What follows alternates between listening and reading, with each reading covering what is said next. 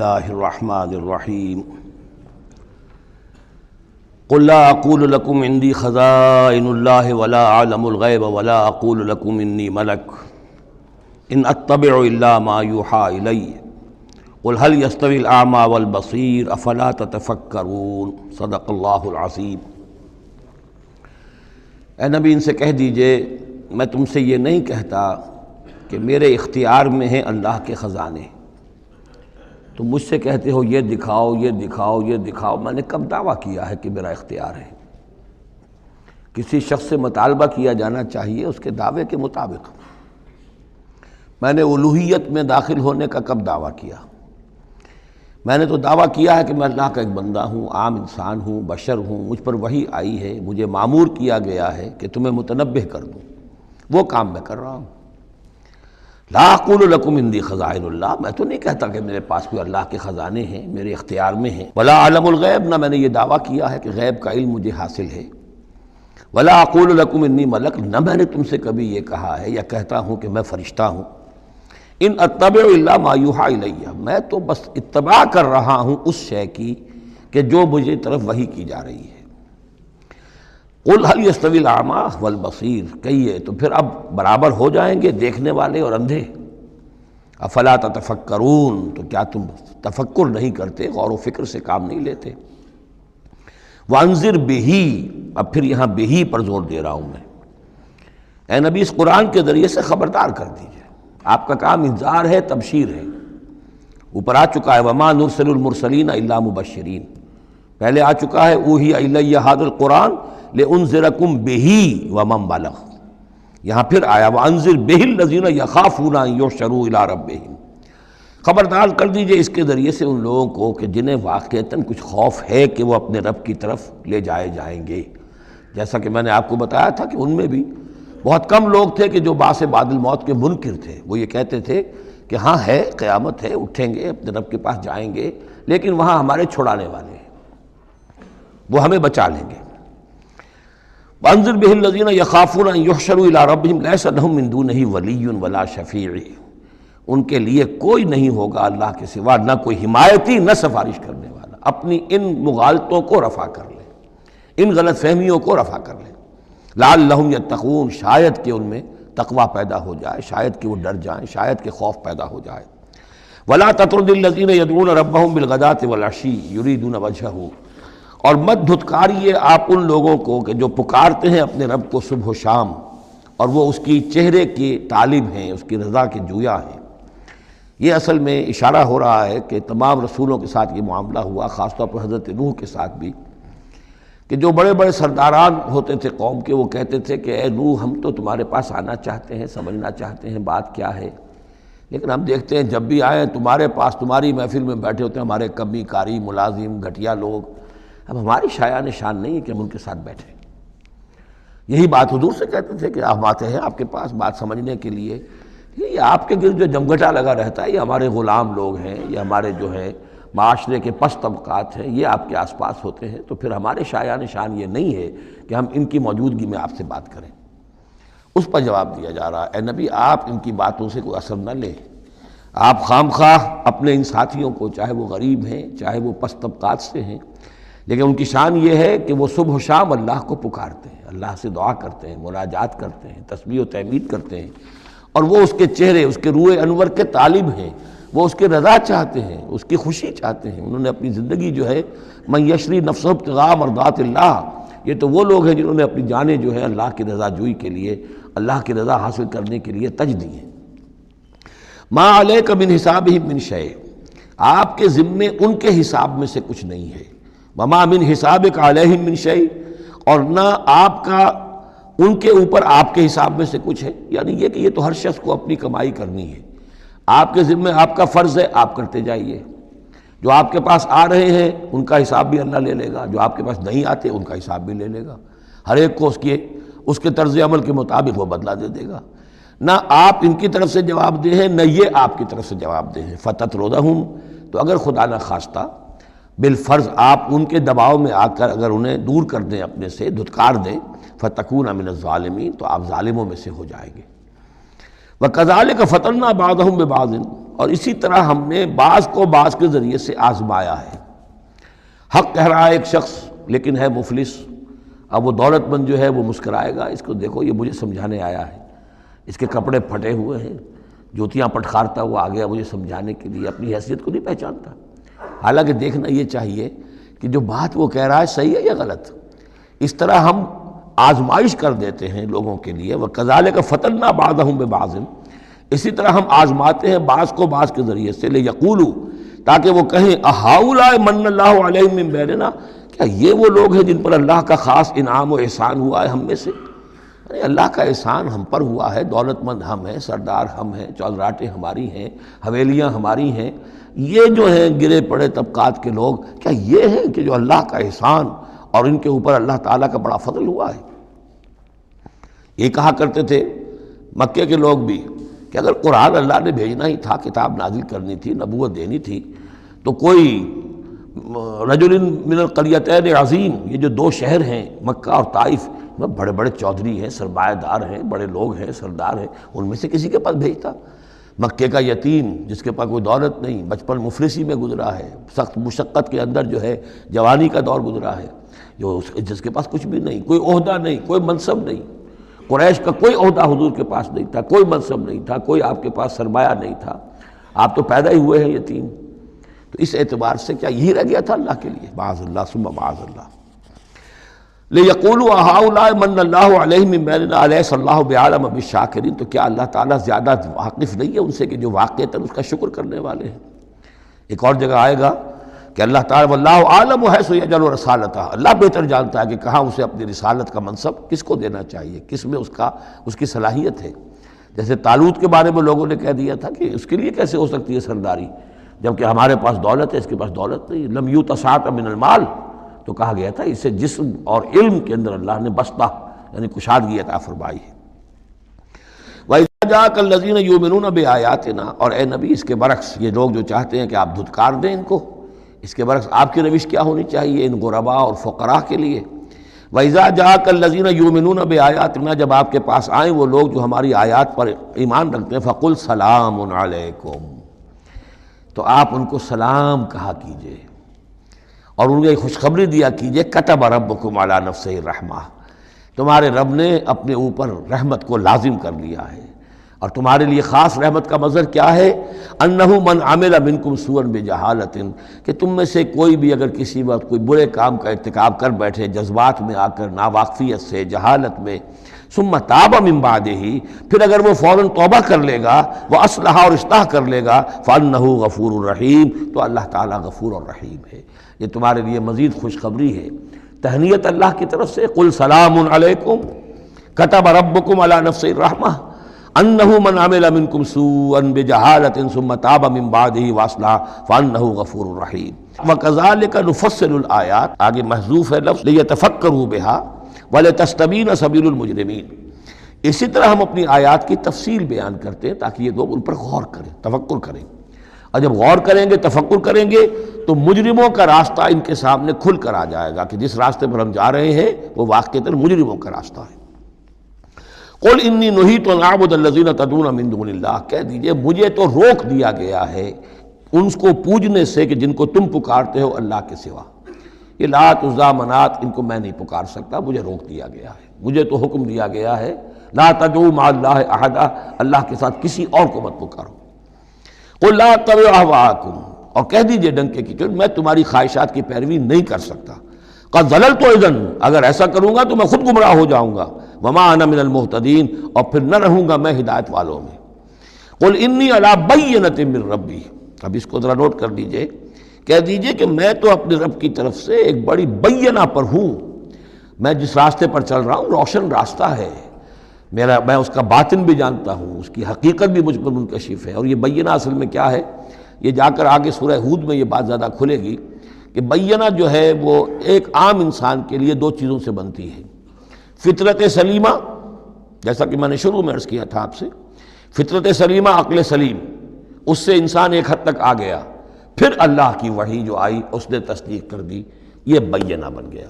اب اسی معنی میں پھر رسول اور پھر اللہ کی وحی مل کر بینہ بن جاتے ہیں، وہ لوگوں کے حق میں بینہ اور خود اپنے حق میں بینہ کیا ہے؟ آپ کی اپنی فطرت سلیمہ، عقل سلیم، اور اس پر پھر وحی کی توثیق، وحی نے آ کر ان کو اجاگر کر دیا ان حقائق کو جن تک آپ اپنی عقل سلیم اور فطرت سلیمہ کی رہنمائی میں پہنچ چکے تھے۔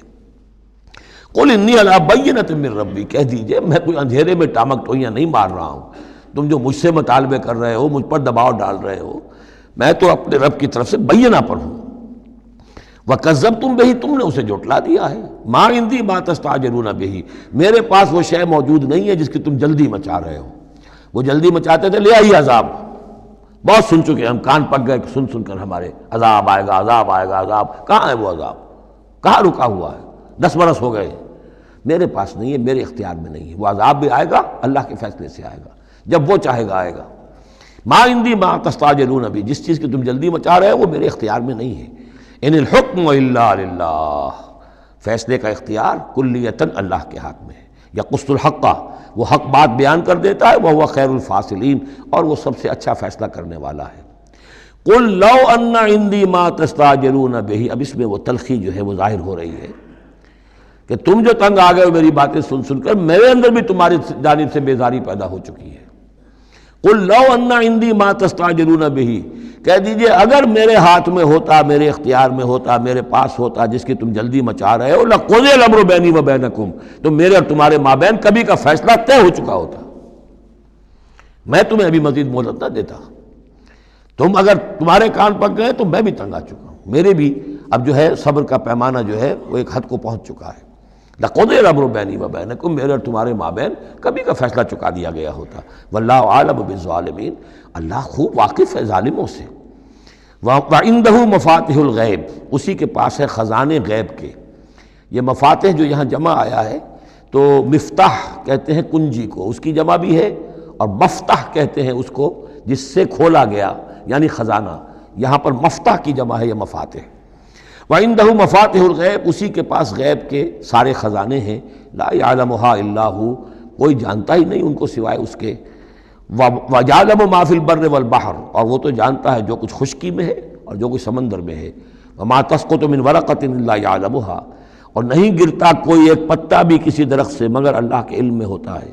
وَلَا حَبَّةٍ فِي ظُلُمَاتِ الْأَرْضِ وَلَا رَطْبٍ وَلَا يَابِسٍ، نہیں گرتا کوئی دانہ، نہ زمین کی تاریکیوں میں کوئی دانہ گھستا ہے زمین کے اندر بیج کی شکل میں، ولا رطبن، نہ کوئی ہری چیز تر و تازہ، ولا یابس، نہ سوکھی چیز، الا فی کتاب مبین، ایک کتاب مبین میں سب کی سب موجود ہے۔ یہ کتاب مبین اللہ کا علم قدیم ہے، اللہ کا علم قدیم جس میں کہ ہر شے موجود ہے، ما کان و ما یکون، آن واحد کی طرح۔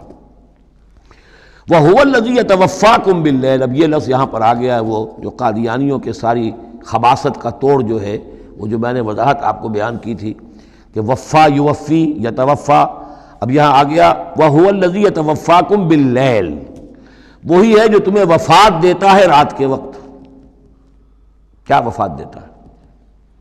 کیا انسان مر جاتا؟ نہیں، جان تو رہتی ہے، شعور نہیں رہتا۔ میں نے کہا تھا 3 چیزیں ہیں، جسم ہے، جان ہے، جان میں شعور ہے۔ بڑا پیارا ایک شعر ہے فارسی کا، جان نہاں در جسم او در جان نہاں، جسم کے اندر تو پنہا ہے جان، جان میں وہ پنہا ہے۔ 3 چیزیں ہو گئیں۔ یہاں اس شعر میں وہ سے مراد کچھ اور ہے، اس وقت میں اس پر نہیں جاؤں گا، لیکن 3 چیزیں سمجھ لیجئے۔ جان نہاں در جسم، جسم کے اندر جان پنہا ہے، او در جان نہاں، وہ جان میں نہاں ہے، اے نہاں اندر نہاں اے جان جان۔ یہ پھر کسی اور جگہ پر پڑھیں گے اس شعر کو انشاءاللہ۔ اب سمجھ لیجئے، ایک جسم ہے، جسم میں جان ہے، جان میں شعور ہے، اصل شے تو شعور ہے، لہذا نیند میں صرف شعور لے گئے، موت ہوئی تو شعور بھی لے گئے، جان بھی لے گئے، اور عیسیٰ کو لے گئے، شعور بھی لے گئے، جان بھی لے گئے، جسم بھی لے گئے۔ تو توفع جو ہے کل کا کل پورے طور پر ہوا ہے حضرت عیسیٰ علیہ السلام کا۔ ہمارا توفع یا توفی جو ہوتا ہے وہ تو ادھورا ہوتا ہے، جسم یہیں رہ جاتا ہے، جان اور شعور چلا جاتے ہیں، اور نیند میں شعور چلا گیا۔ وَهُوَ الَّذِي يَتَوَفَّاكُم بِاللَّيْلِ وَيَعْلَمُ مَا جَرَحْتُم بِالنَّهَارِ، وہی ہے جو تمہیں وفات دے دیتا ہے، قبضے میں لے لیتا ہے، يَتَوَفَّاكُم رات کے وقت، اور وہ جانتا ہے جو کچھ کہ تم کرتے ہو دن کے وقت۔ ثم یبعثکم فیہ، پھر وہ دوبارہ اگلی صبح کو پھر تمہیں اٹھا دے گا، لیقضی اجل مسمی، تاکہ وہ تمہاری جو مہلت ہے وہ پوری ہو جائے۔ یعنی روزانہ ایک طرح سے ہم موت کی آغوش میں چلے جاتے ہیں۔ آدھی موت تو ہے، نیند کسے کہتے ہیں؟ آدھی موت ہے۔ یہی وجہ ہے کہ جو دعا ہے صبح کو اٹھنے کے وقت کی جو مسنون دعا ہے، الحمدللہ الذی احیانی بعدما اماتنی والیہ النشور، کل شکر اور کل حمد اور کل تعریف اس اللہ کے لیے ہے جس نے مجھے دوبارہ زندہ کیا اس کے بعد کہ مجھ پر موت وارد کر دی تھی۔ نیند جو ہے وہ موت کی بہن ہے، اور اسی طرح اٹھنا ہے اللہ کی طرف۔ یہ بڑا ایک عجیب نکتہ ہے، اس کو ذہن میں اس کو اپریشیٹ کیجئے۔ جو شخص صبح آنکھ کھلتے ہی جس کے زبان پر یہ الفاظ آتے ہوں، الحمدللہ الذی احیانی بعدما اماتنی والیہ النشور، قیامت کے دن جب وہ اٹھے گا اس کی زبان پر یہی ترانہ خود بخود آ جائے گا، اس وقت ہوگا وہ 100% درست۔ الحمدللہ الذی احیانی بعدما اماتنی والیہ النشور، کیونکہ عادت پڑی ہے، ہمیشہ کہا ہے، جیسے ہی شعور آیا الحمدللہ الذی احیانی بعدما اماتنی والیہ النشور، تو یہ وہ ترانہ جو ہے جو کہ باعث بعد الموت کے وقت ہماری زبان پر ہوگا، اس کا ریہرسل ہے جو آپ روزانہ کریں گے اگر یہ عادت پختہ کر لیں۔ وَهُوَ الَّذِي يَتَوَفَّاكُم بِاللَّيْلِ وَيَعْلَمُ مَا جَرَحْتُم بِالنَّهَارِ ثُمَّ يَبْعَثُكُم فِيهِ لِيُقْضَىٰ أَجَلٌ مُّسَمًّى ثُمَّ إِلَيْهِ مَرْجِعُكُم، پھر اسی کی طرف تم سب کا لوٹنا ہے۔ ثُمَّ يُنَبِّئُكُم بِمَا كُنتُمْ تَعْمَلُونَ، پھر وہ تمہیں جتلا دے گا جو کچھ کہ تم کرتے رہے تھے۔ وَهُوَ الْقَاهِرُ فَوْقَ عِبَادِهِ، اور وہ اپنے بندوں پر، یہ لفظ کئی مرتبہ آیا ہے اس صورت کے اندر، اللہ پوری طرح غالب ہے، قابو یافتہ ہے اپنے بندوں پر۔ وَيُرْسِلُ عَلَيْكُمْ حَفَظًا، اور وہ تم پر نگہبان بھیجتا رہتا ہے۔ ہر انسان کے ساتھ فرشتے باڈی گارڈ کی حیثیت سے موجود ہیں، اس لیے کہ جب تک اللہ نے اجل معین رکھی ہوئی ہے اس وقت تک تو زندہ رکھنا ہے۔ وہ زندہ رکھنے کے لیے حفظہ، حفاظت کرنے والے نگہبان، وہ جو میں نے ایک دفعہ پہلے بھی کہا تھا، بسا اوقات تو محسوس ہوتا ہے کہ جیسے گاڑی ایسے سناٹے سے آپ کے ساتھ سے گزری ہے کہ معلوم ہوتا ہے کسی نے ہاتھ دے کر آپ کو بچایا، ورنہ بچنے کا کوئی امکان نہیں تھا۔ تو کوئی ہے، جب معلوم ہے کہ ابھی اس کی موت کا وقت نہیں آیا تو بچانے والے فرشتے ہمارے ساتھ ہوتے ہیں۔ حتیٰ اذا جاء احدکم الموت، یہاں تک کہ جب تم میں سے کسی کی موت کا وقت آتا ہے، توفتہ رسلنا، اب یا پھر توفا آ گیا، اب یہاں پہ شعور اور جان دونوں جائے گا۔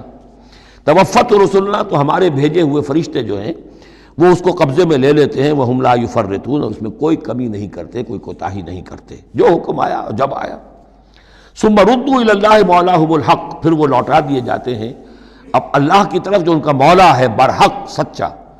الا لہ الحکم، آگاہ ہو جاؤ، فیصلے کا اختیار اسی کے ہاتھ میں ہے، حاکمیت اسی کی ہے۔ ان الحکم الا للہ، یہ دوسری مرتبہ آیا یہاں۔ وہو اسرع الحاسبین، اور وہ حساب کرنے والوں میں سب سے بڑھ کر تیز ہے، یعنی اسے دیر نہیں لگے گی۔ اس کے کمپیوٹرز جو ہیں وہ کوئی بہت ہی سپر کمپیوٹر جن کا ہم تصور بھی نہیں کر سکتے۔ قل من ینجیکم من ظلمات البر والبحر تدعونہ تضرعا وخفیا، ان سے پوچھئے کون تمہیں نجات دیتا ہے اندھیروں میں سے، وہ تاریکی کے ہوں یا سمندر کے۔ سمندر میں گھپ اندھیرا ہے، کشتی چل رہی ہے، کچھ نظر نہیں آ رہا ہے، اوپر بادل بھی ہیں، اب اس وقت انسان کو کچھ نہیں سوچتا، ہاتھ کو ہاتھ سجھائی نہیں دے رہا، کون تمہیں پھر بھی بچاتا ہے وہاں؟ من ینجیکم۔ اسی طرح کوئی قافلہ ہے بھٹک گیا ہے، اندھیری شب ہے، جدا اپنے قافلے سے ہے تو، اب یہ کہ اندھیرے کے اندر بھٹک رہا ہے، نہ دائیں کا نہ بائیں کا پتہ نہیں، ہر درخت معلوم ہوتا ہے کوئی آسیب ہے، کوئی بھوت ہے جنہیں چلا آ رہا ہے، پھر بھی اللہ بچاتا ہے تمہیں۔ من ینجیکم من ظلمات البر والبحر تدعونہ تضرعا وخفیا، اس وقت تو تم پکارتے ہو اللہ کو بہت ہی گڑ گڑاتے ہوئے اور دل ہی دل میں خفیہ خفیہ، اے اللہ بچا دے، اے اللہ اس وقت کو راستہ بنا دے، کوئی دستگیری ہو جائے، کسی طرف سے روشنی ہو جائے۔ لئن انجانا من ہذہ، اور کہتے ہو تم دل میں اگر اللہ نے ہم کو اس سے بچا لیا، نجات دے دی، لنکونن من الشاکرین، پھر تو اب باقی زندگی تو بالکل اللہ کے شکر گزار بندے بن کر ہم گزار دیں گے۔ قل اللہ ینجیکم منہا، اللہ تعالیٰ پھر نجات دیتا ہے تمہیں اس سے، ومن کل کرب، اور ہر کرب سے، ہر تکلیف سے، ثم انتم تشرکون، پھر اس کے بعد تم آگے پھر شرک شروع کر دیتے ہو، پھر تمہیں اپنی دیویاں دیوتا، اپنے آلہہ، اپنے چودھری، اپنے سردار یاد آ جاتے ہیں۔ قل هو القادر على ان يبعث عليكم عذابا من فوقكم، یہ آیت جو ہے یہ بہت اہم ہے کہ عذاب الہی کی کئی قسمیں ہیں، 3 قسمیں یہاں بیان ہوئی ہیں۔ کہہ دیجئے وہ قادر ہے اس پر کہ تم پر بھیج دے کوئی عذاب من فوقکم، تمہارے اوپر سے، آسمان کا ٹکڑا گر جائے، کوئی میٹیورائٹ گر جائے، جو بعض خبریں آتی رہتی ہیں کوئی آ رہا ہے، لیکن یہ کہ وہ پھر تحلیل ہو جاتا ہے کہیں، جو بھی اوزون لیئر ہے یا کچھ اور ہے بچت ہے، لیکن یہ کہ اگر اللہ چاہے تو جہاں آسمان پر سے کوئی عذاب بھیج دے آپ کے اوپر، او من تحت ارجلکم، یا آپ کے قدموں کے نیچے سے زمین پھٹ جائے، شق ہو جائے، زلزلہ آئے، زمین دھنس جائے، یہ بھی ہوتا ہے، خسف ہوں گے، قیامت سے پہلے بڑے بڑے 3 خسف ہونے ہیں جن کی خبر دی گئی ہے احادیث کے اندر، بڑے بڑے ٹکڑے زمین کے دھنس جائیں گے اندر۔ قل هو القادر على ان يبعث عليكم عذابا من فوقكم او من تحت ارجلكم، یہ 2 شکلیں ہو گئی، اوپر سے یا قدموں کے نیچے سے، او يلبسكم شيعا، یا تمہیں گروہوں میں تقسیم کر دے، ويذيق بعضكم بعض بعض، اور ایک کی طاقت کا مزہ دوسرے کو چکھائے۔ اب لڑو آپس میں، پرانے اور نئے سندھی لڑو آپس میں، پنجابی اور اردو بولنے والے لڑو، اور بلوچ اور پختون لڑو، مارو ایک دوسرے کو۔ اللہ تعالیٰ کو نہ آسمان کو تکلیف دینے کی ضرورت کہ اس کا کوئی ٹکڑا گرائے، نہ زمین کو کوئی مشقت دینے کی کہ وہ پھٹے، کوئی ضرورت نہیں، آپس میں تقسیم ہو جاؤ گے، گروہ بندی ہو جائے گی، شیعہ سنی کو مارے اور سنی شیعہ کو مارے۔ یہ جو ہے یہ عذاب الہی کی بدترین شکل ہے جو آج مسلمانان پاکستان پر مسلط ہے۔ وہ کبھی ایک قوم ہوتے تھے، ہندو کا جب مقابلہ تھا ایک قوم تھے، اور اب وہ قوم جو ہے قومیتوں میں، عصبیتوں میں تحلیل ہو چکی۔ انظر کیف نصرف الآیات لعلہم یفقہون، دیکھو کیسے ہم اپنی آیات کی تصریف کرتے ہیں۔ تصریف کہتے ہیں آیات کو گھمانا، ایک ہی بات کو اسلوب بدل بدل کر، انداز بدل بدل کر، ترتیب بدل بدل کر لانا۔ ایک پھول کا مضمون ہو تو 100 رنگ سے باندھو۔ وَكَذَّبَ بِهِ قَوْمُكَ وَهُوَ الْحَقُّ، اور اے نبی آپ کی قوم نے اسے جھٹلا دیا۔ بہی مراد قرآن، یعنی میں نے عرض کیا کہ اس صورت کیا یہ عمود، حصی معجزہ کوئی نہیں دکھائیں گے، اصل معجزہ محمد کا یہ قرآن ہے صلی اللہ علیہ وسلم، اسی لیے بہی بہی بہی اس کی تکرار اس میں کثرت سے ملے گی۔ وَكَذَّبَ بِهِ قَوْمُكَ وَهُوَ الْحَقُّ، یہ قرآن الحق ہے، لیکن اے نبی آپ کی قوم نے اس کو جھٹلا دیا ہے۔ قُلْ لَسْتُ عَلَيْكُمْ بِوَكِيلٍ، ان سے کہہ دیجئے میں اب تمہارا ذمہ دار نہیں ہوں۔ اب میں نہیں کہہ سکتا کہ کب اللہ کے عذاب کا بند جو ہے وہ کھل جائے اور تمہارے اوپر وہ عذاب ہلاکت جو ہے وہ آ جائے۔ لِكُلِّ نَبَوْ مُسْتَقَرٌ، كُلِّ نَبَإٍ مُسْتَقَرٌ، ہر خبر، ہر بڑی بات کے لیے وقت معین ہے۔ فَسَوْفَ تَعْلَمُونَ، میں نہیں کہہ سکتا، جیسے کہ سورہ انبیاء میں فرمایا وَإِنْ أَدْرِيَ قَرِيبٌ أَمْ بَعِيدٌ مَا تُوعَدُونَ، میں یہ نہیں جانتا کہ جس کی تمہیں دھمکی دی جا رہی ہے وہ قریب آ چکا یا دور ہے، ٹائم ٹیبل اللہ کے علم میں ہے، لیکن یہ میں جانتا ہوں کہ اگر تمہاری روش یہی رہی تو عذاب آ کر رہے گا۔ بسوف تعلمون، اور ان قریب تمہیں معلوم ہو جائے گا۔ وَإِذَا رَأَيْتَ الَّذِينَ يَخُوضُونَ فِي آيَاتِنَا، یہ وہ آیت آ گئی جس کا حوالہ سورہ نساء کی آیت نمبر 140 میں آیا تھا کہ تمہیں پہلے ہدایت دی گئی تھی کہ جب تم لوگوں کو دیکھو کہ وہ ہماری آیات کا استہزاء کر رہے ہیں، تبصر کر رہے ہیں، تو ان کے پاس بیٹھو مت، اٹھ کر چلے جاؤ، کم سے کم یہ کہ ایک پروٹیسٹ میں واک آؤٹ تو وہاں سے ہو جائے۔ وَإِذَا رَأَيْتَ الَّذِينَ يَخُوضُونَ فِي آيَاتِنَا، اور جب تم دیکھو لوگوں کو کہ وہ ہماری آیات میں خوض، مین میخ نکال رہے ہیں۔ دیکھیے اردو میں ہم ایک لفظ بولتے ہیں غور و خوض، بڑا غور و خوض ہو رہا ہے، بہت غور و خوض کے بعد میں اس نتیجے پر پہنچا ہوں۔ یہ دونوں لفظ جو عربی زبان کے بہت قریب کے ہیں، غور کے معنی، غور اچھے معنی میں آتا ہے، اور خوض برے معنی میں آتا ہے۔ صحیح چھان پھٹک کرنا اور غور کرنا، اس کے ما لہو ما علیہ، فار کیا ہے، اگینسٹ کیا ہے، یہ مثبت انداز میں یہ ہے غور۔ خوض ہے مین میخ نکالنا، اس کے اندر جو ہے بال کی کھال خام خواہ کو اتارنا، یہ کوشش ہے، یہ خوض ہے۔ وَإِذَا رَأَيْتَ الَّذِينَ يَخُوضُونَ فِي آيَاتِنَا، جبکہ وہ ہماری آیات میں اس طریقے کا معاملہ کر رہے ہوں، تو جب تم دیکھو فَأَعْرِضْ عَنْهُمْ، تو ان سے کنارہ کرو، حَتَّى يَخُوضُوا فِي حَدِيثٍ غَيْرِهِ، یہاں تک کہ پھر وہ کسی اور بات میں لگ جائے، کسی اور مذاق میں، ٹھٹے میں، پھر تم ان کے پاس جا سکتے ہو۔ وَإِمَّا يُنْسِيَنَّكَ الشَّيْطَانُ فَلَا تَقْعُدْ بَعْدَ الذِّكْرَىٰ، اور اگر تمہیں شیطان بھلا دے، تم بیٹھے ہوئے تھے، وہاں گفتگو شروع ہوئی، کچھ دیر تک تمہیں احساس نہیں ہوا کہ یہ تم اس کام میں لگ گئے ہیں، تو تمہیں یاد نہیں آیا، لیکن فَلَا تَقْعُدْ بَعْدَ الذِّكْرَىٰ، جب یاد آ جائے تو مت بیٹھو ان کے ساتھ، مع القوم الظالمین، ان ظالموں کے ساتھ، پھر وہاں سے واک آؤٹ کرو احتجاجاً، اور پھر یہ البتہ منتظر رہو، چونکہ دعوت و تبلیغ کے لیے پھر تمہیں آنا ہے۔ تو قالوا سلاما، علیحدہ بھی ہو تو وہ لٹ مار کے نہ ہو، بلکہ یہ کہ اٹھو وہاں سے تو بڑی خوبصورتی کے ساتھ۔ وَمَا عَلَى الَّذِينَ يَتَّقُونَ مِنْ حِسَابِهِمْ مِنْ شَيْءٍ، اور یقیناً جو لوگ اللہ کی تقویٰ کی روش اختیار کرتے ہیں ان پر ان کے حساب کی کوئی ذمہ داری نہیں ہے، وَلَٰكِنْ ذِكْرَىٰ لَعَلَّهُمْ يَتَّقُونَ، لیکن یہ یاد دہانی ہے تاکہ وہ تقویٰ اختیار کریں۔ وَذَرِ الَّذِينَ اتَّخَذُوا دِينَهُمْ لَعِبًا وَلَهْوًا، اور چھوڑو ان کو، دفع کرو، نظر انداز کرو، ان سے آپ نظر پھیر لو کہ جنہوں نے اپنے دین کو کھیل اور کود بنا لیا ہے، کھیل، ہنسی مذاق، ٹھٹا۔ بہت سے لوگ اب بھی مل جائیں گے آپ کو دین کے معاملے میں کبھی سنجیدہ ہوتے ہی نہیں، دین کی بات اگر شروع ہوگی تو وہ اسے استہزاء میں، تمسخر میں، ٹٹ بٹس میں، اینیکڈوٹس میں، یہ واقعات یوں ہو گیا تھا، یہ ایسا تھا، اس میں اس کو جو ہے وہ بالکل ختم کر دیں گے۔ وَذَرِ الَّذِينَ اتَّخَذُوا دِينَهُمْ لَعِبًا وَلَهْوًا وَغَرَّتْهُمُ الْحَيَاةُ الدُّنْيَا، اور ان کو تو اصل میں دھوکے میں مبتلا کر دیا ہے دنیا کی زندگی نے، ساری توجہات ادھر ہیں، بھاگ دوڑ اس کے لیے ہے، زیادہ سے زیادہ کمانا ہے، مال جمع کرنا ہے، حلال سے ہو حرام سے ہو، ساز و سامان کی فکر پڑی ہوئی ہے۔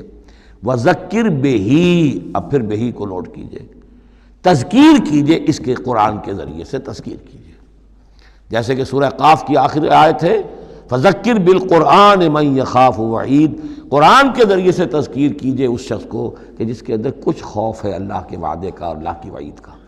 تو یہاں بھی آیا کہ آپ ان کو چھوڑیے، وَذَكِّرْ بِهِ أَن تُبْصَرَ نَفْسٌ بِمَا كَسَبَتْ، اس قرآن کے ذریعے سے انہیں تذکیر کرائیے، یاد دہانی کرائیے کہ مبادا کوئی شخص گرفتار ہو جائے اپنے کرتوتوں کے عوض، وہ وقت نہ آ جائے کہ تم اپنی رنگ رلیوں اور کرتوتوں کے عوض رہن رکھے جاؤ، گرفتار ہو جاؤ۔ لیس لہا من دون اللہ ولی ولا شفیع، پھر اس کے لیے اللہ کے سوا کوئی نہیں ہوگا، یا اللہ کے مقابلے میں اللہ سے بچانے والا کوئی نہیں ہوگا، نہ کوئی ولی اور نہ شفیع۔ دیکھیے دوسری مرتبہ کیٹیگوریکل ڈینائل شفیع کی آیت الکرسی کے ضمن میں عرض کر چکا ہوں، بیشتر مقامات پر قرآن مجید میں کیٹیگوریکل ڈینائل ہے، کوئی شفاعت نہیں۔ البتہ ہے ایک شفاعت کا، ایک شفاعت حقہ کی ایک حیثیت ہے، اس کو سمجھنے کی ضرورت ہے، اس کی شرائط ہے، اس کی لیمٹس ہیں۔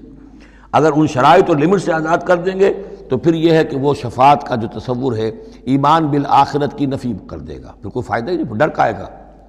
جب چھڑوانے والے ہیں جو چاہو کرو، جو بھی کچھ ہے، لیکن تیرے محبوب کی امت میں ہے، شرابی ہیں، زانی ہیں، بدماش ہیں، چور ہیں، ڈاکو ہیں، حرام خور ہیں، غبن کرتے ہیں، جو بھی کچھ ہے، لیکن تیرے محبوب کی امت میں ہے، تو اگر تو اسی پر کوئی معاملہ طے ہونا ہے تو خام خواہ کاہے کو آدمی ہاتھ روکے، بابر بعیش کوش کے عالم دوبارہ نیست، پھر تو جو عیش کر سکتے ہو کرو، جہاں ہاتھ پڑتا ہے کیوں روکتے ہو؟ تو سیدھی سیدھی بات ہے۔ لیس لہا من دون اللہ ولی ولا شفیع وان تعدل کل عدل، یہ وہی عدل آ گیا، اور اگر فدیہ دینا چاہیں کل کا کل فدیہ، لا یؤخذ منہا، نہیں قبول کیا جائے گا۔ واتقوا یوما لا تجزی نفس عن نفس شیئا ولا يقبل منها شفاعۃ ولا یؤخذ منها عدل ولا هم ينصرون، جو یہ 2 مرتبہ سورہ بقرہ میں آ چکا ہے۔ اولئک الذین ابسلوا بما کسبوا، یہ لوگ تو اب گرفتار ہو چکے ہیں اپنی کرتوتوں کے عوض، اب یہ رہن ہے۔ لہم شراب من حمیم، ان کے لیے تو ہے پینے کے لیے تو کھولتا ہوا پانی، وعذاب علیم بما کانوا یکفرون، اور دردناک عذاب ہوگا ان کے کفر کی پاداش میں۔ قل اندعو من دون اللہ ما لا ينفعنا ولا يضرنا، اے نبی ان سے کہیے کیا ہم پکاریں اللہ کو چھوڑ کر ان چیزوں کو جو نہ ہمیں نفع پہنچا سکتی ہے نہ نقصان؟ یہ بت کیا نفع پہنچائیں گے تمہیں، کیا نقصان پہنچائیں گے؟ خود اپنی حفاظت کر نہیں سکتے، اپنی مکھیاں اڑا نہیں سکتے، ان کو پکارتے ہو، ان کے سامنے سجدے کرتے ہو، ان کو متھے ٹیکتے ہو۔ اندعو من دون اللہ ما لا ينفعنا ولا يضرنا، خیر بت کی بات تو ہو گئی بہت ہی واضح، باقی بھی اس کائنات کے اندر کوئی کسی کے لیے نہ خیر کے پر قدرت رکھتا ہے نہ شر پر، الا باللہ، لا حول ولا قوت الا باللہ۔ یہ یقین ہو جائے تب توحید مکمل ہوگی، پھر کس کے سامنے آدمی سر جھکائے خام خواہ، کس کے آگے اپنی عزت نفس پیش کرے، اس کا دھیلا کرے؟ کسی کے ہاتھ میں اختیار ہے ہی نہیں، لا حول ولا قوت الا باللہ۔ حدیث میں آیا ہے، حضرت عبداللہ ابن عباس کو مخاطب کر کے کہا ہے کہ اے نوجوان اس بات کو اچھی طرح جان لے، اگر تمام دنیا کے انسان مل کر چاہیں، اولکم و آخرکم و انسکم و جنکم، کہ تمہیں کوئی فائدہ پہنچا دیں، نہیں پہنچا سکتے جب تک کہ اللہ نہ چاہے۔ اور تمام انسان چاہے تمہیں کوئی نقصان پہنچا دیں، نہیں پہنچا سکتے جب تک اللہ نہ چاہے۔ تو پھر یک درگیر و محکم گیر پکارو اللہ کو، کسی اور کو پکارنے کا، کسی اور سے سوال کرنے کا، کسی اور سے ڈرنے کا، کسی اور سے التجائیں کرنے کا، کسی اور کا استغاثہ کرنے کا، دہائی دینے کا کیا فائدہ؟ قُلْ أَنَدْعُو مِن دُونِ اللَّهِ مَا لَا يَنفَعُنَا وَلَا يَضُرُّنَا وَنُرَدُّ عَلَىٰ أَعْقَابِنَا، اور ہم جو ہے اپنی ایڑیوں کے بل لوٹا دیے جائیں بعد اذ ہدانا اللہ، جبکہ ہمیں تو اللہ نے ہدایت دے دی ہے۔ کالذی استہوتہ الشیاطین فی الارض حیران، کیا اس طرح کے آدمی ہم بن جائیں کہ جن کو شیاطین نے، جنوں نے کسی جنگل میں بیابان میں اس کی مت مار دی ہو، راستہ بھلا دیا ہو، اب اسے کچھ نظر نہیں آ رہا۔ لہو اصحاب یدعونہ الی الہدی ائتنا، ہیں اس کے ساتھی جو اس کو پکار رہے ہیں کہ آؤ ہماری طرف، ہدایت کی طرف آؤ، ہمارے پاس آؤ۔ قل ان ھدی اللہ ھو الھدی، یہ نقشہ کھینچ دیا گیا ہے جماعتی زندگی کی کتنی برکت ہے۔ آپ اکیلے ہوں، کہیں بھٹک گئے ہوں، تو پھر یہ کہ آپ کے لیے سیدھے راستے پر آنا بہت مشکل ہو جائے گا۔ جماعتی زندگی ہے، ساتھی ہیں، جس کو کہا ہے سورہ توبہ میں کونوا مع الصادقین، معیت اختیار کرو، رہو ساتھ سچوں کے۔ کسی وقت ہوتا ہے انسان کو کوئی ایسی آزمائش پیش آ گئی ہے، اس کا دماغ چکرا گیا ہے، گھوم گیا ہے، نہیں سمجھ میں آ رہا، راستہ نہیں نکل رہا، مشکل بڑی آ گئی ہے، ایک طرف حرام ہے لیکن یہ ہے کہ دباؤ کو بہت پڑ رہا ہے، گھر والوں کا پڑ رہا ہے، بچوں کا پڑ رہا ہے، بیوی کا پڑ رہا ہے، راستہ غلط ہے۔ اس میں یہ ہے کہ ایسے وقت میں بسا اوقات پھر اگر رفقا ہیں، ساتھی ہیں، آپ کے کامریڈز ہیں، آپ کے کولیگز ہیں، اس کے ساتھ وہ پکارتے ہیں، ساتھ ہاتھ جو ہے آپ کا تھام کر آپ کو سہارا دیتے ہیں۔ قل ان ھدی اللہ ھو الھدی، یقیناً ہدایت کہہ دیجئے اللہ ہی کی ہدایت اصل ہدایت ہے۔ وَأُمِرْنَا لِنُسْلِمَ لِرَبِّ الْعَالَمِينَ، اور ہمیں تو حکم یہ ہوا ہے کہ ہم تمام جہانوں کے پروردگار کی تابع داری اختیار کریں اور فرما برداری اختیار کریں۔ وَنَقِيمُ الصَّلَاةَ وَاتَّقُوهُ، اور یہ کہ نماز قائم کرو اور اس کا اللہ کا تقوی اختیار کرو۔ وَهُوَ الَّذِي إِلَيْهِ تُحْشَرُونَ، اور وہی ہے جس کی طرف کہ تمہیں جمع کر دیا جائے گا۔ وَهُوَ الَّذِي خَلَقَ السَّمَاوَاتِ وَالْأَرْضَ بِالْحَقِّ، اور وہی ہے جس نے آسمان اور زمین بنائے ہیں حق کے ساتھ۔ یہاں حق کے کیا معنی ہے؟ ود اے پرپس، یہ بیکار نہیں ہے۔ ربنا ما خلقت ھذا باطلا، اے رب ہمارے تو نے یہ سب باطل نہیں بنایا، بیکار نہیں بنایا، بے مقصد نہیں بنایا۔ سورہ آل عمران کی آخری رکوع کی جو وہ دعا ہے، بلکہ باطل کے مقابلے میں کیا؟ حق۔ وَهُوَ الَّذِي خَلَقَ السَّمَاوَاتِ وَالْأَرْضَ بِالْحَقِّ وَيَوْمَ يَقُولُ كُن فَيَكُونُ، اور جس دن وہ کہے گا ہو جا، وہ ہو جائے گا۔ کیا ہو جائے گا؟ جب وہ چاہے گا اس کائنات کو لپیٹ بھی دے گا، اسی نے بنایا ہے حق کے ساتھ، اور اسی کے حکم سے لپٹ جائے گی۔ آگے چل کر آئے گا یوم نطوی السماء کطی السجل للکتب، جس دن کہ ہم تمام خلاؤں کو اور فضاؤں کو اور آسمانوں کو، ان سب کو ایسے لپیٹ دیں گے جیسے کہ تم کتابوں کا طومار لپیٹ لیتے ہو۔ والسماوات مطویات بیمینہ، تمام یہ خلا اور سما یہ سب اللہ کے داہنے ہاتھ میں لپٹے ہوئے ہوں گے۔ قولہ الحق، اس کا فرمانا ہی حق ہے۔ اس کا کیا معنی ہے؟ صرف اس کا کہہ دینا کن، بس، اس سے کسی اور شے کی ضرورت نہیں ہے، کوئی ذریعہ، کوئی میٹر، کوئی انرجی، کچھ نہیں۔ قولہ الحق، اس کا فرمانا ہی برحق ہے، اس کا کہہ دینا ہی برحق۔ کن فیکون، یوم یقول کن فیکون قولہ الحق۔ وَلَهُ الْمُلْكُ يَوْمَ يُنفَخُ فِي الصُّورِ، اور اسی کے لیے ہوگی بادشاہی اس دن جس دن کے سور میں پھونکا جائے گا۔ اگرچہ حقیقت میں تو بادشاہی اب بھی اسی کی ہے، لیکن ابھی جھوٹے سچے بادشاہ بیٹھے ہوئے ہیں۔ یہ سب جو ہے یہ سب نسیہ منسیہ ہو جائیں گے۔ لمن الملک اليوم للہ الواحد القہار، معلوم کیا کہ اب بھی اگرچہ بادشاہی اسی کی حقیقت میں، لیکن یہ جھوٹے سچے ڈرامے والے خدا جو ہیں کچھ نہ کچھ بیٹھے نظر آتے ہیں بادشاہ۔ وَلَهُ الْمُلْكُ يَوْمَ يُنفَخُ فِي الصُّورِ، عالم الغیب، وہ تمام غیب کا جاننے والا، والشہادہ، اور کھلی باتوں کا جاننے والا، وَهُوَ الْحَكِيمُ الْخَبِيرُ، اور وہ کمال حکمت والا اور ہر شے سے باخبر۔ وَإِذْ قَالَ إِبْرَاهِيمُ لِأَبِيهِ آزَرَ، اب اس میں آپ دیکھیں گے اس سورہ مبارکہ میں حضرت ابراہیم کا ذکر ہے اور پھر ان کی نسل کے بعض انبیاء کرام کا ذکر ہے۔ ایک گلدستہ تو ہم پڑھ آئے ہیں سورہ نساء کے آخر میں، وہاں 13 انبیاء اور رسل کے نام آئے تھے، یہاں اس سے ذرا بڑا گلدستہ آئے گا، یہاں پہ 17 انبیاء اور رسول کے نام آئیں گے، پھر حضرت ابراہیم علیہ السلام کا ذکر یہاں آیا ہے، اور جو جن رسولوں کی قوموں پر ہلاکت کے بارے میں قرآن میں صراحت کے ساتھ مذکور ہے، ان 6 کا ذکر جو ہے سورہ اعراف میں آئے گا۔ حضرت ابراہیم علیہ السلام کی قوم کا کیا حشر ہوا، یہ صراحت کے ساتھ قرآن میں مذکور نہیں ہے۔ جو قوم نوح کے ساتھ، ہود کے ساتھ، قوم صالح کے ساتھ، قوم شعیب کے ساتھ ہوا، تو حضرت ابراہیم علیہ السلام کے معاملے کو علیحدہ نکال لیا ہے، وہ سورہ انعام میں، اور باقی جو ہے نوح، ہود، صالح اور شعیب، لوط اور موسیٰ، ان کا ذکر جو ہے وہ آپ کو ملے گا سورہ اعراف میں، اس لیے کہ ان کا معاملہ ایام اللہ کا ہے۔ تو فذکرہم بایام اللہ، التذکیر بآلاء اللہ اس میں ہے، التذکیر بایام اللہ اس میں ہے، لہذا یہاں حضرت ابراہیم کا ذکر ہے۔ وَإِذْ قَالَ إِبْرَاهِيمُ لِأَبِيهِ آزَرَ أَتَتَّخِذُ أَصْنَامًا آلِهَةً، اور یاد کرو جب کہ کہا ابراہیم نے اپنے باپ آزر سے، کیا تم نے ان بتوں کو اپنا خدا بنا رکھا ہے؟ یہاں جو آزر کا لفظ خاص طور پر آیا ہے میرے نزدیک، یہ اصل میں تورات کی نفی کے لیے، تورات میں تارح نام لکھا گیا ہے، گویا اس کی تصحیح کے لیے، ورنہ یہاں کوئی خاص ضرورت نہیں تھی۔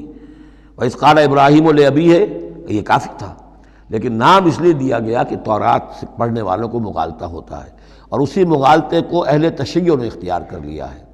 انہوں نے تورات میں جو نام دیا گیا ہے اسے حضرت ابراہیم کا باپ کہا ہے، اور حضرت یہ جو آزر تھا اس کو کہا ہے کہ یہ چچا تھا۔ اس کی خاص وجہ ہے، وہ پھر کسی موقع پر بیان ہوگی، لیکن یہ کہ تورات کی اس غلطی کو اہل تشیع نے اختیار کیا، قرآن مجید نے اسی کی نفی کے لیے یہاں پر حضرت ابراہیم کے والد کا نام صراحتاً بتا دیا کہ آزر ہے۔ وَإِذْ قَالَ إِبْرَاهِيمُ لِأَبِيهِ آزَرَ، اور یاد کرو جب کہ کہا تھا ابراہیم نے اپنے باپ آزر سے أَتَتَّخِذُ أَصْنَامًا آلِهَةً، کیا آپ نے ان بتوں کو اپنا الہ بنایا ہوا ہے؟ انی اراک وقومک فی ضلال مبین، میرا تو خیال یہ ہے، میری رائے تو یہ ہے کہ آپ بھی اور آپ کی قوم بھی کھلی گمراہی میں مبتلا ہے۔ وَكَذَلِكَ نُرِي إِبْرَاهِيمَ مَلَكُوتَ السَّمَاوَاتِ وَالْأَرْضِ، اور اسی طرح ہم دکھانے لگے یا دکھاتے رہے ابراہیم کو آسمانوں اور زمین کے ملکوت۔ ملکوت سے مراد کیا ہے کہ اللہ تعالیٰ نے اس کائنات کا جو نظام قائم کیا، جسے میں کہتا ہوں کہ جو یونیورسل ایک گورنمنٹ ہے، اس کا ایک نظام ہے، اس کے کارندے ہیں، تو اس کے مشاہدہ اللہ تعالیٰ اپنے رسولوں کو کراتا ہے، تاکہ ان کا یقین جو ہے وہ یقین اس درجے کا ہو جائے کہ جیسے کہ اپنی آنکھوں سے دیکھی ہوئی چیزیں، وَلِيَكُونَ مِنَ الْمُوقِنِينَ، اور تاکہ وہ پوری طرح یقین کرنے والوں میں سے ہو جائے۔ لیکن واو چونکہ یہاں آیا، اس سے پہلے ہم محذوف مانیں گے تاکہ وہ اپنی قوم پر حجت قائم کر سکے اور پوری طرح یقین کرنے والوں میں سے ہو جائے۔ یہ جو آگے آ رہا ہے یہ در حقیقت حضرت ابراہیم علیہ السلام کی طرف سے اپنی قوم پر حجت کو اس طور سے پیش کیا گیا ہے۔ بعض حضرات کے نزدیک یہ ہے کہ یہ حضرت ابراہیم کا اپنا ذہنی ارتقاء ہے کہ واقعتاً انہوں نے سمجھا یہ ستارہ خدا ہے، پھر ڈوب گیا تو کہا کہ نہیں یہ تو ڈوب گیا، پھر چاند کو دیکھا تو چاند خدا ہے، پھر کہا نہیں یہ تو یہ بھی جو ہے غروب ہو گیا، پھر سورج کو کہا۔ تو یہ بات اصل میں بعض حضرات کی رائے ہے یہ، اور الفاظ سے کچھ متبادر بھی ہوتا ہے، لیکن یہ ہے کہ زیادہ صحیح رائے جس سے کہ آگے آ جائے گا وَتِلْكَ حُجَّتُنَا آتَيْنَاهَا إِبْرَاهِيمَ عَلَىٰ قَوْمِهِ، تو معلوم ہوتا ہے کہ یہ اصل میں حضرت ابراہیم علیہ السلام نے حجت قائم کرنے کے لیے یہ تدریج اختیار کی اپنی قوم کو سمجھانے کے لیے۔ اور حضرت ابراہیم علیہ السلام اللہ کے نبی تھے، اور نبی کوئی بھی زندگی کے کسی بھی مرحلے پر مشرک نہیں ہوتا، اس کی شریعت، اس کی سرشت اتنی خالص ہوتی ہے۔ صدیقین مشرک نہیں ہوتے، نبی تو ان سے بھی اونچے درجے کے ہیں۔ حضرت ابو بکر نے کبھی شرک نہیں کیا، حضرت عثمان نے کبھی شرک نہیں کیا، جو صدیقین ہیں صحابہ میں سے۔ وَكَذَلِكَ نُرِي إِبْرَاهِيمَ مَلَكُوتَ السَّمَاوَاتِ وَالْأَرْضِ وَلِيَكُونَ مِنَ الْمُوقِنِينَ فَلَمَّا جَنَّ عَلَيْهِ اللَّيْلُ، جب ان پر رات جو ہے اس نے تاریکی کر دی، رَأَىٰ كَوْكَبًا، انہوں نے دیکھا ایک چمکدار ستارے کو، قَالَ هَٰذَا رَبِّي، انہوں نے کہا یہ میرا رب ہے۔ یہ گویا کہ کہنے کیا، ہاں یہ میرا رب ہے۔ اب یہ سوالیہ انداز بھی ہو سکتا ہے، ود سائن آف ایکسکلیمیشن ہو سکتا ہے کہ لوگوں کو کہنے کے لیے کہ یہ رب ہے، یہ انٹروگیشن کا بھی ہو سکتا ہے۔ هَٰذَا رَبِّي فَلَمَّا أَفَلَ قَالَ لَا أُحِبُّ الْآفِلِينَ، جب وہ ڈوب گیا تو کہا بھائی یہ ڈوب جانے والی شے تو پھر میں تو پسند نہیں کر سکتا کہ میں اس کو اپنا خدا مان لوں۔ یہ قوم جو تھی ستارہ پرست بھی تھی، بت پرست بھی تھی، ستارہ پرست بھی تھی، اور نمبر 3 شاہ پرست بھی تھی۔ تینوں قسم کے شرک اس قوم میں موجود تھے کہ جس میں حضرت ابراہیم بھیجے گئے۔ یہ بیبیلونیا یا عراق، آج کا عراق، سابق بیبیلونیا، اس کا ایک شہر ار، اس شہر کے بھی اب کھنڈرات نکل آئے ہیں، کھدائیاں ہو چکی ہیں، شہر ار میں پیدا ہوئے ہیں، پھر وہاں سے ہجرت کر کے فلسطین گئے ہیں، اور پھر حضرت اسماعیل کو آباد کیا ہے حجاز میں، اور اپنے بیٹے حضرت اسحاق کو آباد کیا ہے فلسطین میں۔ تو یہ ان کے ذہن میں رکھیے۔ اور اس وقت عراق میں یہ شرک جو ہے گھٹا ٹوپ اندھیرے تھے، کہ ان کے ہاں بت پرستی بھی تھی، ستارہ پرستی بھی تھی، اور تیسرے یہ کہ بادشاہ بھی نمرود جو تھا وہ یہ کہتا تھا کہ میں خدا ہوں۔ اس کا مکالمہ جو ہے جو اس نے کیا تھا محاجہ حضرت ابراہیم سے، وہ سورہ بقرہ میں ہم پڑھ چکے ہیں۔ انا احیی و امید، میں بھی یہ اختیار رکھتا ہوں، جس کو چاہوں زندہ رکھوں، جس کو چاہوں مار دوں۔ فلما رأى القمر بازغا، جب انہوں نے دیکھا چاند چمکتا ہوا، قال ھذا ربی، کہا ہاں یہ معلوم ہوتا ہے کہ یہ ہے رب۔ فلما افل قال لئن لم يهدنی ربی، جب وہ بھی ڈوب گیا، غائب ہو گیا، تو انہوں نے کہا کہ اگر میرے رب نے مجھے ہدایت نہ دی تو پھر میں تو قوم ضالین میں سے ہو جاؤں گا۔ گویا کہ ابھی یہ الفاظ ہیں کہ جن سے اشارہ ہوتا ہے کہ شاید ابھی ان کا اپنا ذہنی اور فکری ارتقاء ہو رہا ہے۔ میں نے کہا تھا کہ الفاظ سے متبادر ہوتا ہے، لیکن یہ کہ ان دونوں چیزوں کو، دونوں سائڈز کو ناپ تول کر جو رائے بنتی ہے وہ دوسری ہے۔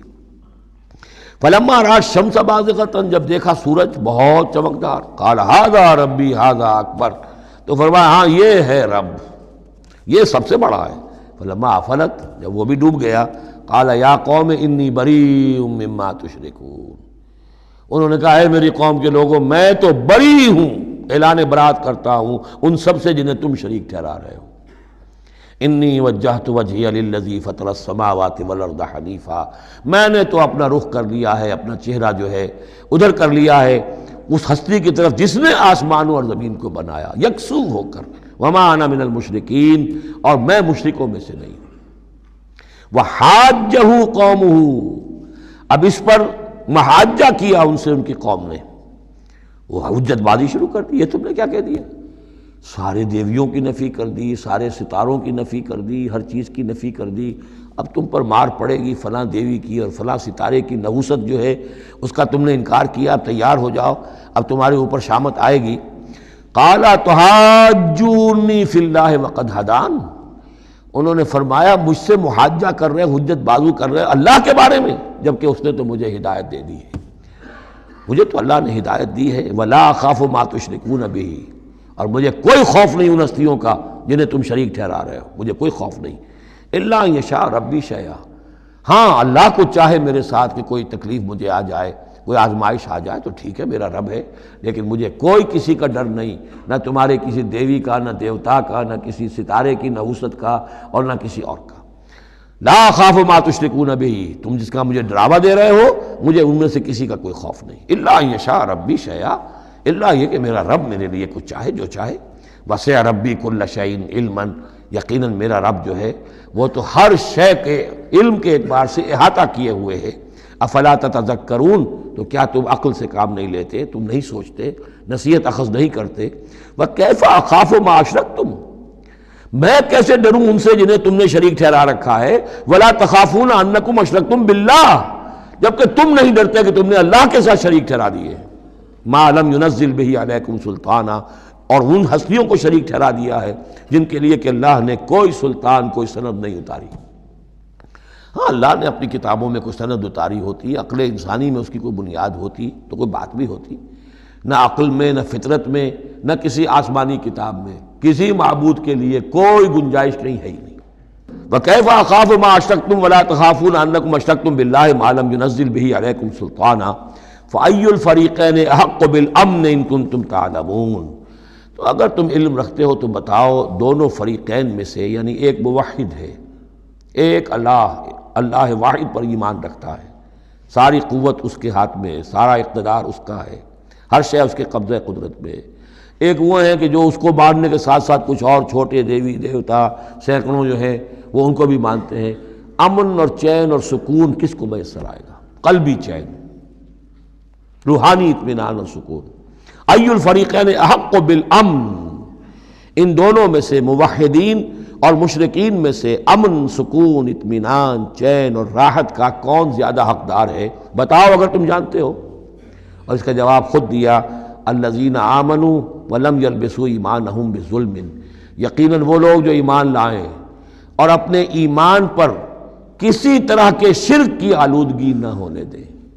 یہاں لفظ ظلم آیا ہے، ظلم کسی چھوٹے گناہ کو بھی کہہ سکتے ہیں، اسی لیے اس پر صحابہ گھبرا گئے تھے کہ حضور کون شخص ہوگا کہ جس نے کبھی کوئی ظلم نہ کیا ہو، اور نہیں تو اپنے اوپر ظلم کرتا ہے آدمی، کسی پر ظلم کرتا ہے۔ تو اس کا تو مطلب ہے کوئی شخص بھی یہ جو مقام ہے جو یہاں بیان کیا جا رہا ہے اس کا جو سزاوار اور اس کا حقدار نہیں ہو سکتا۔ آپ نے فرمایا نہیں، یہاں ظلم سے مراد شرک ہے۔ پھر آپ نے سورہ لقمان کی آیت پڑھی، اس میں فرمایا کہ ان الشرک لظلم عظیم، وَإِذْ قَالَ لُقْمَانُ لِابْنِهِ یا بنی لا تشرک باللہ ان الشرک لظلم عظیم۔ یہاں پر ظلم سے مراد شرک ہے، یعنی ایمان ایسا ہو کہ جو شرک کی ہر آلودگی سے پاک ہو۔ میں یہاں پھر تذکرہ کیے دیتا ہوں، شروع میں بھی عرض کیا تھا شرک کسے کہتے ہیں، شرک کی قسمیں کون کون سی ہیں، کون کون سے بھیس بدل کر یہ شرک آتا ہے۔ باہر رنگے کے خواہی جامہ می پوش، من اندازے قدت را می شناسم، تم چاہے کسی بھی رنگ کا لباس پہن کے آ جاؤ، میں تمہیں تمہارے قد سے پہچان لوں گا۔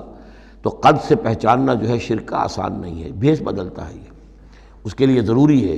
اور آج کے دور میں شرک کس کس شکل میں موجود ہے اس کا سمجھنا بہت اہم ہے۔ اس موضوع پر میرے 6 گھنٹے کے کیسٹس موجود ہیں۔ الذین آمنوا ولم یلبسوا ایمانہم بظلم، یقیناً وہ لوگ جو ایمان لائے اور جنہوں نے اپنے ایمان میں کسی بھی نوع کے شرک کی آمیزش نہ ہونے دی، اولئک لہم الامن وہم مہتدون، ان کے لیے ہے امن اور وہی ہوں گے راہیاب۔ یہ امن اور ایمان اور اسلام اور سلامتی کا جو آپس میں تعلق ہے لفظی اعتبار سے، وہ اس دعا میں بہت نمایاں ہو جاتا ہے کہ جو حضور ہر نیا جو چاند دیکھتے تھے ہر مہینے کا، تو دعا مانگتے تھے اللہم اہلہ علینا بالامن والایمان والسلامت والاسلام، اے اللہ یہ مہینہ جو شروع ہو رہا ہے اس نئے چاند کے ساتھ، ہلال کے ساتھ، اسے ہم پر طلوع فرما امن اور ایمان کے ساتھ اور سلامتی اور اسلام کے ساتھ۔ تو یہ بڑا گہرا ربط ہے ان الفاظ کے اندر۔ میرا چھوٹا سا کتابچہ ہے قرآن اور امن عالم، آج سے شاید کوئی میں سمجھتا ہوں کہ 30-32 سال پہلے کی تقریر تھی میری، لیکن وہ ان موضوعات پر میں سمجھتا ہوں کہ بہت مختصر لیکن بہت مفید ہے۔ فرمایا وَتِلْكَ حُجَّتُنَا آتَيْنَاهَا إِبْرَاهِيمَ عَلَىٰ قَوْمِهِ، اس کا میں حوالہ دے رہا تھا۔ یہ پوری سرگوشت بیان کر کے اب فرمایا یہ ہماری وہ حجت تھی جو ہم نے ابراہیم کو عطا کی اس کے قوم کے خلاف۔ یہ سارا محاجہ حضرت ابراہیم اپنی قوم سے کر رہے تھے۔ بظاہر اس کو توریہ کہتے ہیں، ایک ہوتا ہے جھوٹ بولنا، ایک ہوتا ہے توریہ۔ توریہ یہ ہے کہ آپ کہیں کوئی بات ایسی جو جھوٹ تو نہیں ہے لیکن جس سے سننے والا مغالطے میں مبتلا ہو جائے۔ مثلا حضرت شیخ الہند رحمۃ اللہ علیہ کا واقعہ ہے، جس زمانے میں ان کے وارنٹ نکلے ہوئے تھے اور وہ حرمین شریفین میں تھے، مکہ مکرمہ میں تھے، وارنٹ نکلا ہوا ہے اور شریف حسین والی مکہ جو ہے اس کے سپاہی ڈھونڈتے پھر رہے ہیں کہ کہاں ہے وہ مولوی ہندوستانی جو ہے جو باغی ہے انگریزوں کا، اس کو پکڑا جائے۔ اب یہ ایک جگہ پر یہ کہیں کھڑے ہوئے تھے تو ایک شرطے نے آ کر جو وہاں کا سپاہی تھا پوچھا ان کے بارے میں محمود الحسن کو جانتے ہو؟ کہ یہاں جانتا ہوں۔ وہ کہاں ہے؟ محمود الحسن کہاں ہے؟ تھوڑا سا 2 قدم پیچھے ہٹ کے کہا ابھی یہیں تھے۔ جھوٹ تو نہیں بولا نا، 2 قدم پیچھے ہٹ کر کہا ابھی یہیں تھے، بالکل سچ بولا۔ اس نے سمجھا ابھی یہیں تھے، دوڑا ادھر، دوڑ گیا، اپنے نکل گئے۔ اس کا نام ہے توریہ۔